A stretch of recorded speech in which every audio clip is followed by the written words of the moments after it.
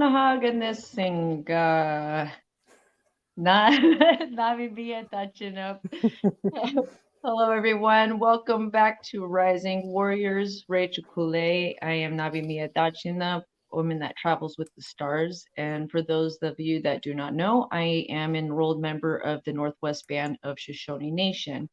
And today I have my lovely mother, best friend, business partner, so many things with us today. And today, so we are going to be continuing off of our last topic of what does it mean to follow our path. And today is our vision of the path. So following the path isn't rushing out to change the circumstances around us, but rather it's going in within ourselves to find our center. When we operate from centeredness, we find right underneath our feet a new path will appear, which will lead us to a life of different circumstances. Mm-hmm. So I'm excited to speak on this one. So go ahead and take it away, Okay. Professor. Yes, because I deserve that title because I'm still paying my student loans. Yeah, and you are a professor. Paying for that piece of paper. Yes. Uh, okay, so we're talking about also finding and gaining medicine in all things. And I was thinking, what is, medicine is so different in as far as like the definition of what Western culture, how they define medicine, and then Mhm, we define it in a different way. And so, medicine in the cultural or in the Western perspective, it's about your well-being, right? The health, your well-being, physically, maybe mhm, even mentally. But when it comes to indigenous perspective, when we talk about you find medicine in all things, we're talking about the energy, the healing that you get from all things. So we're going to start with the first. We're going to start with the four-legged, and how does a four-legged relative give us medicine? There's so many mhm. different variations and different ways of how the four-leggeds, um, you know, give us that medicine. And I'm I'm reminded today, uh, your sister, we're eating and we have chopsticks, and she's like, what would happen if we didn't have hands to eat with? And I looked at her and go, we are like four-legged people. She's like, oh. I go, yes, a blonde moment. But we are not so far off in all things that are living, that we're not far off, sharing DNA with all our relatives. And but the four-legged, let's go back, they teach us so many things. Let's just start and simplify like the four directions. So we have, the wolf, and what is that wolf teaching us? Maybe I'll ask you that, Rachel. You could think about it. What does a four-legged wolf teach us? What is our relative teaching us? What does a buffalo teach us? What does a bear teach us? We'll start with those three. So the wolf, uh, well, that's more coyote, but the wolf for me is like that leader, the Hmm. leadership role, and one that has, that strength to really go through and carve out a new path. And I have this image in my mind, and later I'll find it and I'll post it onto the Rising Warriors page. But there's this picture that it gives you a really good example of this, and it's this wolves. They're running in a pack through this really really thick snow, but in the very front you have the leader, and he's carving the path out for the ones to come behind it. But then as you start to see the wolf going through, you start to actually, and with the wolves following behind him, you start to see the path widening and getting bigger. And so it's like it takes that, that courage, but at the same time, um, I'm going to bring my dance into this, because we've always been told, I was always told I was the leader of the pack. The family is a pack. You move together. So it's that togetherness of moving Mhm. together. But then there can be that alpha, but then there's also different alphas. So when do you take turns, and learning how to share that balance, so that, because I think what comes to my mind is pride then, and ego. If you're going to say that, if, like, for me, if I were to always say I'm going to be the leader, Mhm. well, then that doesn't allow anybody else to be able to learn that leadership role and to be able to step into their own leadership. So then we actually, by ego and pride of wanting that role of the leadership, then we actually start hurting others that we may not even understand. We're not now seeing the other leaders that are around us. And because, like, if we're like we talk now, in the times we are, it takes, look at all the leaders. There's Mhm. so many leaders in Indigenous country, and not one of us can say, well, I'm the leader. Well, I'm the leader. But we all take turns taking that role and that lead. We all have different, you have different strengths than I do. I have different strengths than you do. So there's going to be things that I'm going to step back because you're stronger in those areas. But I have to recognize that too for myself, and not let my pride and my ego and get in the way, so that you can't come into that leadership role yourself. Then we also can step in the way of others learning in that Mhm. way too, because Yeah. we learn by following our leaders. We, Yes. with all the leaders that and role models I've had throughout my life, I've taken bits and pieces from each one of them, Mhm. that really resonated with me. So I think that it's that togetherness. The wolf is that leadership, but being also humble in that leadership. And then but then there's always one wolf behind also as a Taking on. protector. So Uh-huh. so it's about learning that all of us have these different uh, knowledge, whether, plants and gathering and, um, you know, being active. Um, I wanted not all of a sudden my mind went, okay, protesting, Which they're, activist. they're, they're, there's purpose and they have a drive. All of us have these drives that are different, but not all of us, they're all equal in helping each other. And then helping in, like, I love how you say about that ego, we let that go because we got to share that knowledge for the next generation and the next generation. So I like that, and the wolves can't go together in a pack. They do things together and they don't leave anybody behind. So that's about family and loyalty. It's about loyalty, Mm-hmm. being strong together. Mm-hmm. um the buffalo, you know The uh buffalo, that's a strength. And for me, it's always been more patience. mhm. um this story, this just comes into my mind. It was, maybe about 6, 7 years ago, before we were going into Sundance, and I was helping an uncle gather willow. And we were sitting there and we were gathering the willow. And several days before that, I had this dream of this buffalo coming to me. Mhm. And but I was back in time, and we were at a gathering ceremony, but I was dressed in how we would have been dressed maybe 300-400 years ago.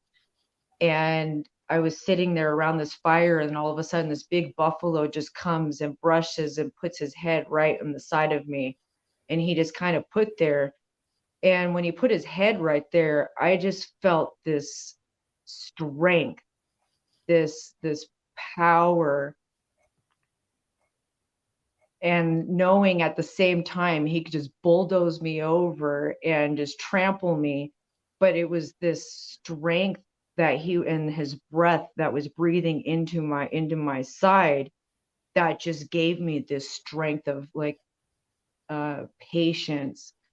And if you ever watch a buffalo sitting, they're so very patient. They're graceful. They sit and they move, and they really just, they're very graceful, and they could take you down. They could If they bulldoze you want down to, if they uh-huh. wanted to, but they are very patient. So this buffalo, he goes and brushes by, and then I wake up. Then a couple days later, I'm in the willows, and all of a sudden, I felt that same feeling of in my dream when that buffalo was coming up to me. And all of a sudden, I heard that deep breathing sound, just like I did in my dream. And I turned around, and there was a buffalo standing 15 feet from me. Mm-hmm. And I remember looking at Uncle, and I was like, "Hey, Uncle, there's a buffalo standing right here." And you know how we joke, he's like, "You don't know what a buffalo looks like." He's like, "That's just a kuchamu. For you, the kuchamu is a cow." So he's telling me I'm looking at a cow. I don't know what a buffalo looks like. And he's like, "You have no idea what a buffalo looks like. There's no buffalo out here." And he's like, "The only buffalo out here is in the cage down there." And I said, "No, The Uncle, there's a corral. in the corral, yeah." And I said, "No, Uncle, there's a buffalo standing right here." And he just turns around and he walks up to me and hits me on the side and goes, "Hey, there's a buffalo standing right here."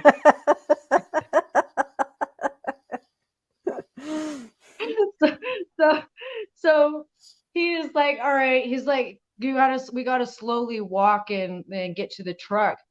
But this feeling that I had when I was staring at this buffalo was like the same spirit, that same one that came to me in my dream. And if he hadn't had fear, I would have been able to go up to that buffalo and talk and sit with him. Mm-hmm. But because Uncle had fear that he was just going to bulldoze us over, and you don't know what he could do. He could be calm 1 second and then be fearful, and then boom, you're taken out. And so he just wanted to get back into the truck. So I was just kind of like taking my time while he was hurrying and getting into the truck. And in my mind, I said, "You came to me. Can I take your picture?" And I had my phone, and he literally stopped in his tracks and stopped and looked at me enough for me to take the picture of him, because I told him that he was going to go on my Sundance belt, my regalia, and I wanted to dance with him. And so he stopped for me to take a picture, and he was a big buffalo. He's about the size of a big Suburban. And so, but as he was walking, he started walking, and I just watched him just walk into the tall, tall grass. And then there was this, the bottoms, the lake down there, a river. And I just watched him go sit over there. He went all the way to the edge of the grass where the water was, and he just sat there. And I sat there for, I don't know, maybe a half hour just watching him just sit and be in nature. Mm-hmm. And that's when I started realizing even more that patience. And every time I I find myself, helping, praying, to Creator to help me have more patience, that buffalo ends up coming again. Mm-hmm. But then not only that, there's that warrior that comes with the buffalo. Mm-hmm. That spirit of the buffalo comes into Sundance. It comes into ceremony. And that's also that resemble to that great spirit Mm-hmm. that comes in trouble. I heard lots of old ones and describe dreams, and where, especially my mom, where she was very ill. This is when I was a young girl, and she ended up in the hospital. And she said that she went to the spirit world. And she said as she entered, there was this gate that she was going to go through, and they told her, no, it's not time for you to come home yet. And she said, no, I want to stay. And they said, no, you need to go. And she's like stubborn, and she's like, no, I'm not going to go back. And she's like, no, they told her, no, you have children, they need you, you have to go back. And she was very sad having to leave, but she said that a white buffalo greeted her, and then he chased her. He said, he looked at her and said, you need to go now. And she's like, no. And he looks at her, and then he goes, okay, fine. But he ends up chasing her. She ends up back in her body. But it's that strength of a buffalo. It's the power. It's the wisdom that they have and their connection, but also they don't rush things. They just take their time in making decisions. They don't rush into the next, event. They look at the environment. They don't rush. And I think for me, I think every animal we can relate to in different ways, because it's maybe something that we see in them where we need to grow. And that for me is seeing that buffalo that she makes that decision in a graceful way, and doesn't make decisions on spontaneity. They have to see things, future 7 generations ahead, back, and they see what is necessary and have that understanding. And they're just, like you said, patient, but they're strong and steadfast. They're not fast creatures. They are slow, but they make big steps, and they stand solid. Yeah. And they do represent that warrior. So then we have the bear.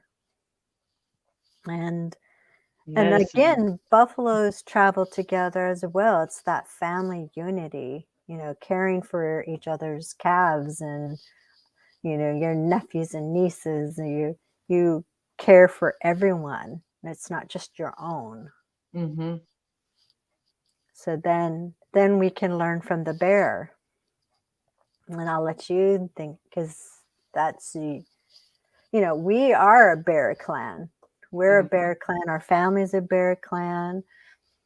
But man, you guys we need to put you to sleep if we don't get you to bed in time, don't feed you on time. I reflect back in the past, and I'm like, oh man, why didn't I pay attention to that? It would have made my life so much easier. But feed you ahead of time, bring snacks ahead of time, get you to bed on time, give you more sleep in the winter. I mean, all the characteristics of a bear, and then with the family unity, and you harming, your babies and your little ones, you're going to get in trouble for that.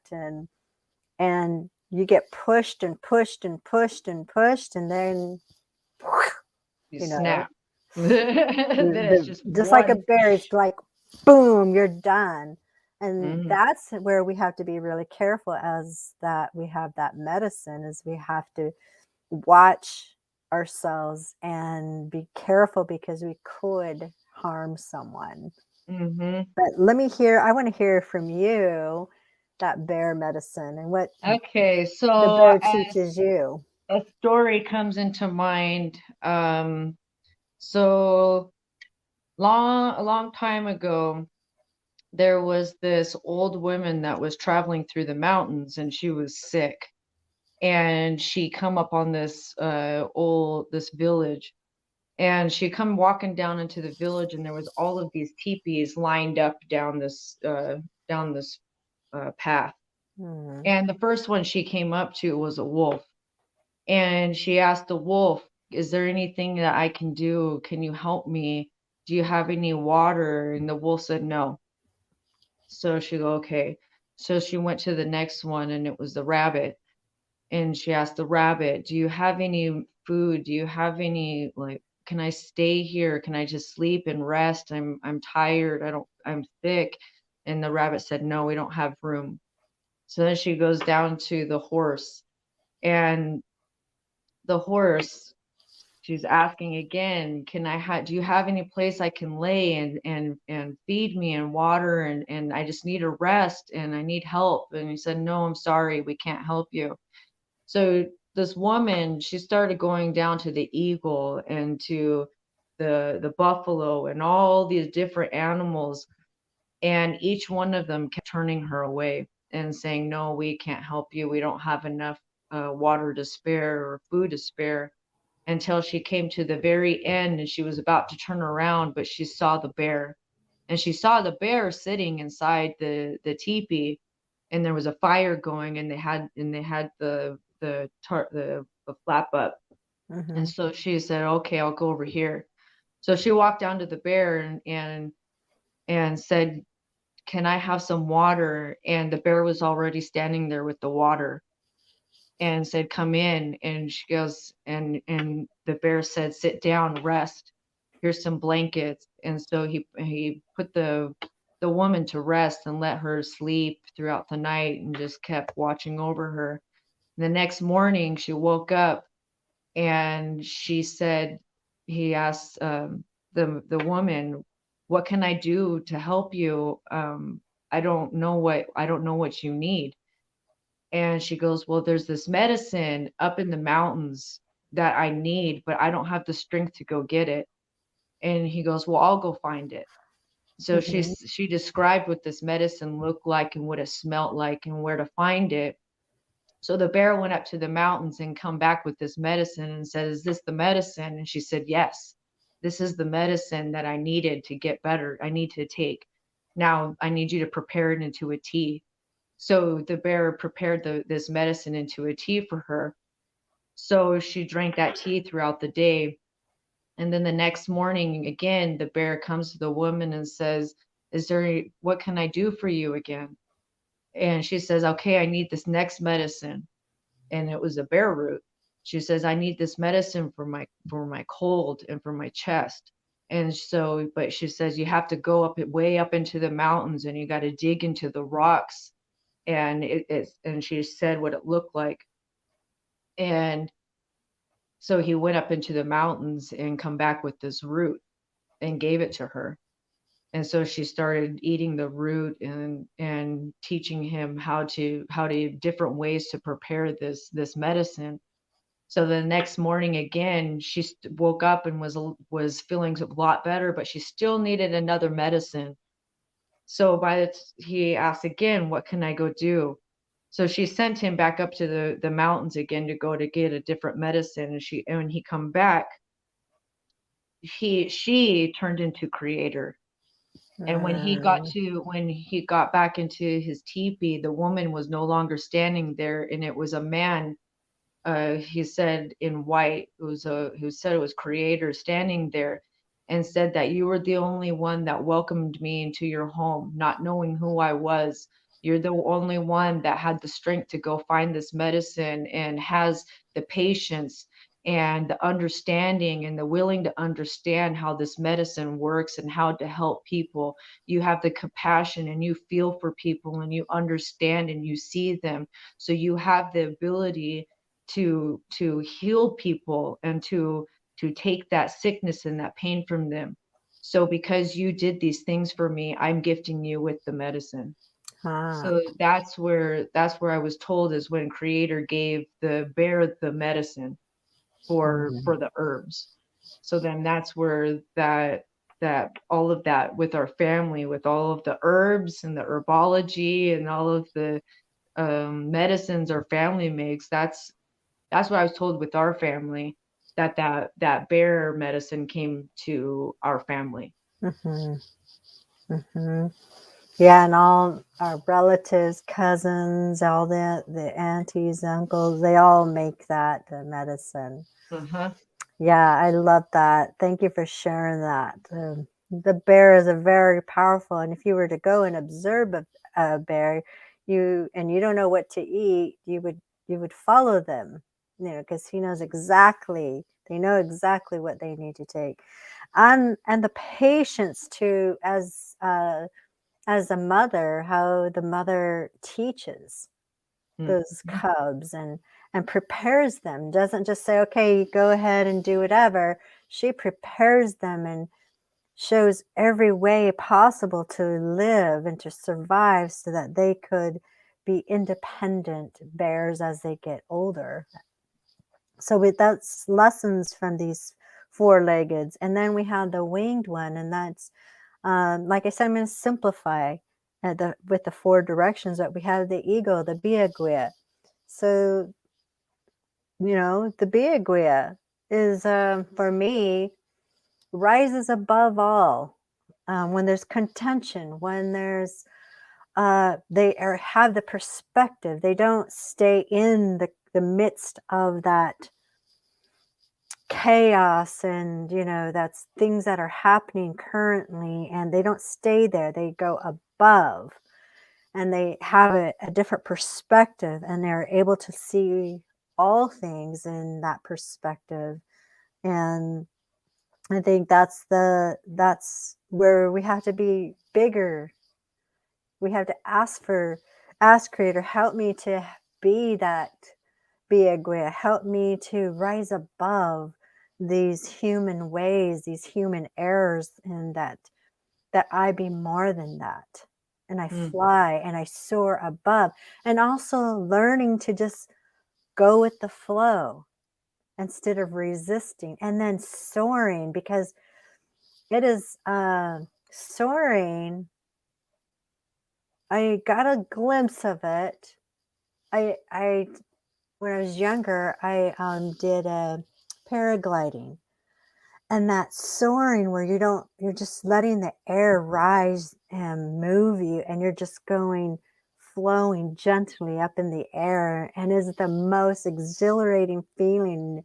And when I see that with the eagles, they just go in that thermal dynamic, and that you just flow with it.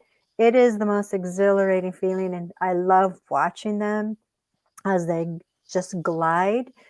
And it's like they just rise above, and things, and I watch how crows, they just like to peck at them, peck, peck, Mm. peck, peck, peck, and they'll just let them hang out with them for a bit, and they're just trying to pretend they're going to hit them, but they never do. But then she gets tired, and they move up a little bit, and then the crows keep trying to elevate, but they can never do it Mm. along beside the eagle, and they just go further and further and further, and then the crows can't do anything anymore. And I love that lesson from the Biaguia, because if we could behave that way, just rise above, let it be. It's not worth our time. It's not worth the energy. Mm-mm. We have to be sincere about and sensitive to others. That's what I feel like. We got to be sensitive to that. They're just not ready to hear your message. So you just have to soar above and just move forward. It doesn't mean you don't speak and have your voice, but it just means you can tell that when you're going to teach someone, if they're ready or not. And if you could feel that, and I Mm. was telling my class that today, we can't just blurt out everything you want to correct. We were talking about appropriation today, but I told them we can't just blurt out and correct everybody. You have to go within and hear hear, be in silence, and then hear, is this person going to hear my message today? Or are they just going to be contentious? And if they're going to be contentious, then they're just bringing you down, just like those crows. They're just bringing you down and making you doubt yourself. And then pretty soon you're like, I'm frustrated because they got you to come to their level to be angry. And then because, they want you to be like them. Mm. So instead, you have to decide, And I told him, when you speak within and are silent, that voice, that inner voice tells you, you need to walk away from this. This is not going to be good. And then you just stay silent. And there have been times, and you've witnessed that there have been times that someone's been contentious and yelling at me and, wanting me to respond. Mm-hmm. And I just stared at him, let him be. And then I said, when you come down from whatever is going on here, I will speak to you. But I'm not going to do this. Mm-hmm. No one's going to get hurt. So I just look at them and I walk away. And We've it's been not treat you easy. like little kids. Yeah. But, it's not easy. And so those are the things, they're just basic, but I want to simplify things. But that's medicine that for us in our perspective, things that are helping us be better people, teaching us the lessons. And then we have the plant people. The plants, they teach us so much. And they teach us when to gather, when it's time to use the medicine, what they're used for. If we're silent enough, we could hear them, and they teach us what they're used for and why they're there for us. So plants, and then they could tell you the stories that they've seen, and witness, like trees. They have lots to say. If you ever been to the coastal, Northwest coastal forest, those trees have so many stories of what they've witnessed. But it's throughout the whole country. But because we live out here, I've heard those stories, and those trees, they have so much to teach, and what they've witnessed and how they've seen things change. Mm-hmm. So trees have enormous perspective and are resilient, and they teach us, the resiliency, and because that's in our DNA. We're resilient people no matter what trauma we go through. And then we have the insects, I'm sure you have a story, and then you have, for me, as a child, I was always in awe, and I would lay down and just watch the ants and just have them, how they just moved and carried things back and forth. And I was entranced by what they would do. And I would even stick little obstacles in their way to see what would happen, but it never swayed them to get back on the right track. And they would either go over it or around it or figure something, but they never swayed away from that path that they were on. They were bound and determined to be prepared, for the winter. But these days, these ants over here, they're lazy. They come in the house, and I'm like, they show up in the winter. I'm like, you guys, I've been putting out food for you outside. You don't need to come in the house. You guys should have been prepared. You didn't give your offering to the grasshoppers. They didn't. Yeah, that's what I'm saying. The Oh little yeah. ants didn't give their offering to the grasshoppers. And oh my gosh, and there's so many indigenous storytelling, that teach us all about the animals and the gifts that they give and bring to us. There's a program called the Storyteller Association in Tacoma. And then there's Wisdom of the Elders, who have storytelling. And, there's just so many storytellers out there. And the one in particular that I was involved in the Storytelling Association, we would choose a youth. And then you choose a youth, and then that youth is like an intern. And they follow you, and they learn your stories. And that's, Elaine Grinnell. She's from Tacoma, up north, and she is a beautiful storyteller. But she always has an intern. She's always teaching a young one so that they learn all her stories so that it can be passed on from generation to generation. But we have these amazing stories that teach us about each of these animals so that it can help us to be better people and live in a better way. And then we have, like the rock people, you know, there's many things I'd like to say about the rock people, but I feel like I'll just keep it silent for a moment. It's sacred in ways. So I just prefer that you learn from the rock people, and they have much power and energy. They carry so much.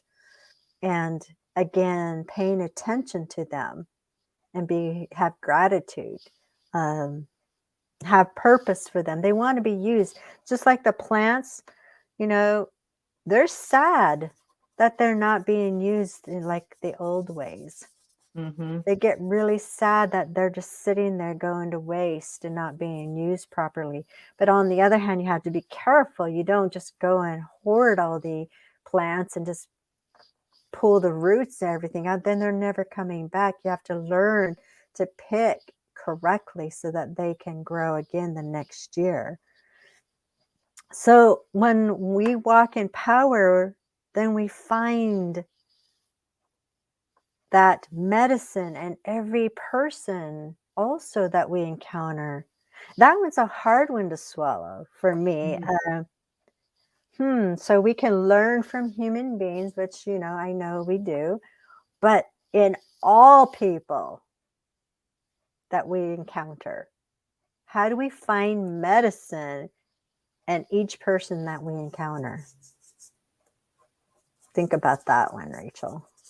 Well, the trickster now comes into mind of like Mhm. the coyote, the trickster, because we can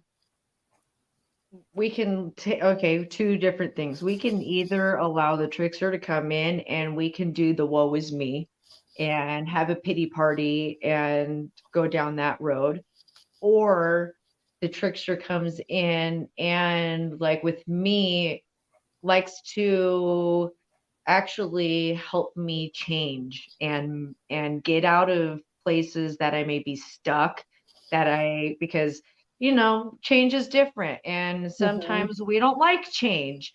But when we're trying to move and grow forward on our spiritual path, you have to go through changes. And I Mhm. notice, like with me, when I'm being stubborn, and I'm going to admit it, I get stubborn and my ego gets in the way sometimes. And that trickster ends up coming in and getting me to relook at myself and going, "Oh, okay. I'm really being resistant to my path right now. So okay, I got to let go." And Mhm. so it like pushes me even more. So I've learned to use that trickster as a medicine to get me to reevaluate, to really get me to look at things differently. We always talk about repeating cycles, and if we don't go through healing and if we just keep avoiding something, we'll end up within the year or so around the same time, we'll keep running back into that same trauma, that same situation that we didn't learn from. Or like what I've one lesson for me has been the narcissist. So each time I remember getting out of my abusive marriage, um, I was like, yes, I defeated the narcissist. And then all of a sudden, other one showed up, another trickster showed up, and through a friend.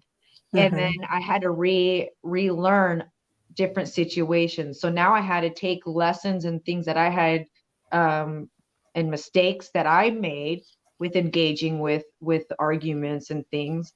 Now I had to learn and see, and I could either repeat and give in, like you were saying, like with the eagle, even the bear, like I could give in to the bear and just smack down, clobber, because I know what you're doing and I could put you in your place. But that was the old part, and we're trying to evolve and move forward. So then I had to come as that eagle and Mhm. not engage and realize that this other person was in a different place. And was it even worth me to speak and say anything when she really wasn't going to hear me?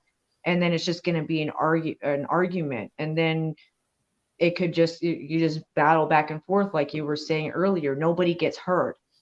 So then I moved on. So then I went through that one. So then now one comes through a different way, but now I now move to another level of that lesson and further knowledge. And so then it keeps evolving forward. But if you want to look at it, instead of staying in a circle going round and around, I'm going around, but then I'm going back and I'm moving forward. So eventually it's just going to be even more like how that eagle really is, of being dived and bombed, and you're just like, boom, I don't have to explain myself. I You have know to engage. I don't have to engage. Creator knows, and that's all that matters at the end of the day. Creator knows. He Hmm. knows my heart. He knows I don't have to go explain myself for like the, pinpoint or point the finger. But so that's kind of like where what reminds me of that too, is that it's the trickster is our teacher of getting us out of those places that we may be stuck and comfortable. Hmm. And getting us out of trying to help us get out of getting our own way too, Uh-huh. Well, right? not only that too, like I can't remember what happened, but there was something that happened a while ago that it was a bad thing, but then that trickster came in, but then at the end of it, after looking at it, it was like a huge blessing in disguise. So, Hmm. it was ended up preventing me from going somewhere that I could have been hurt. Hmm. So it does, that trickster does work in those ways, and it's not always that evil's out to get us. Right. Right. And and it also, to me, I find that it also like pushes us forward, where teach us each other. If we are not learning and reflecting, we're always going to keep going back and forth, and we're just like going against a current and never going anywhere. So we really need to pay attention, and when we do that, that's when we find and we gain medicine in all things. So it's so important to stay focused, and but look at things in a different light and a different perspective, so that we can grow. It's not about, oh, how is that person growing and that person growing? If they only did this, then things would be different.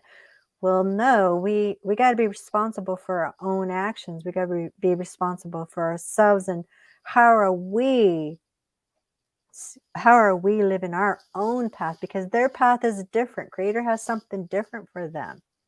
Ours is our own. And so we need to stay focused, like you said last time. Stay focused, on our own path, and don't, like my uncle said, don't pay attention to what everyone else is doing. You got to stay focused on what you're supposed to be doing. And then with that, then we could be those good teachers. We could be this good leader and help the next generations and many generations, but each other, and you know get that hand, be like the bear, and you know be mindful of others who need our help. And Mm. so with that, that end. Goose. So next week, we're going to talk about not doubting. Yeah, walk in power. Walk in power, but also to not doubt it. Got it. Hmm. Mhm. So thank you so much, Rachel, for providing this opportunity. And it's good to talk about. It's good for me to reevaluate myself and to be reminded. But what, you know taking time to focus on a bigger perspective in my life, Mm. have a bigger horizon, is focusing Mm-hmm. on my path and helping others. Remembering, it's a reminder for ourselves too. Yeah. But thank you, Rachel. Good. Thank you. Oos, have a good night, everyone. And we'll see you next week, Monday at 6 p.m. Pacific time. Have a good rest of your week.